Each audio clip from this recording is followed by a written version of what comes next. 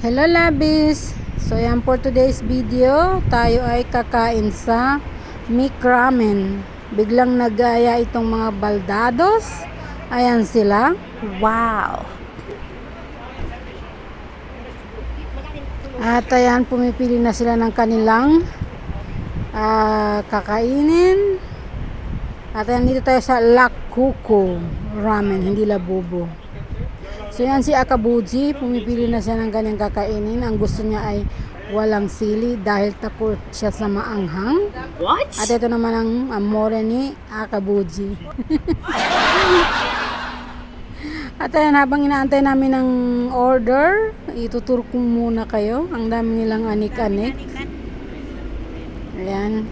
Wow! Hindi sila mahilig sa mga ganyang anik-anik na yan. Hindi sila fan ng Dragon Ball, Naruto ba yan tawag dyan, ewan.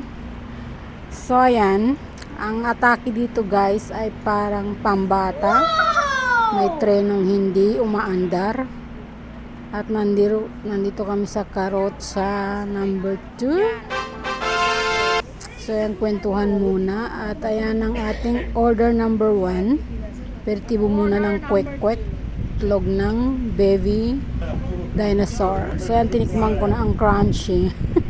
So yan, finally dumating na yung order nitong dalawa. At sumunod na rin itong amin. Ayan. Sa mga nagtatanong pala Labis, ay dito yan sa Brescia Duye. Ayan, ang sarap niyang chicken ramen. Fried chicken ramen pala ang pangalan nito. Ayan, ang sarap. Yang mga ganado na sila. So yan, nagugutom tuloy ako ulit.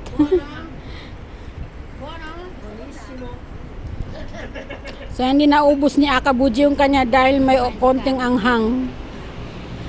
Ayan, tinake out na lang niya. Ang cute ng bag ng ano niya, Lakuko. Lakuko.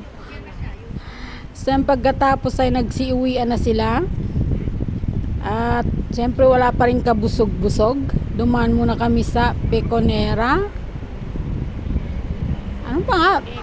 Pecoranera pala. Ba't ba ako nabubulol ngayon? Pecoranera. So yan, ang sasarap yata ng mga cake dito. Hindi ko pa natikman ang cake nila. Ang sarap siguro nitong cheesecake. Ayan.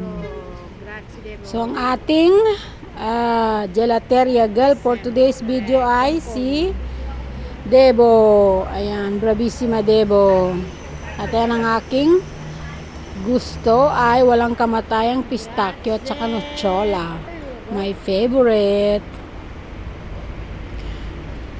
So yung ganado sila.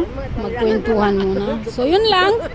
Salamat sa panonood. Babush!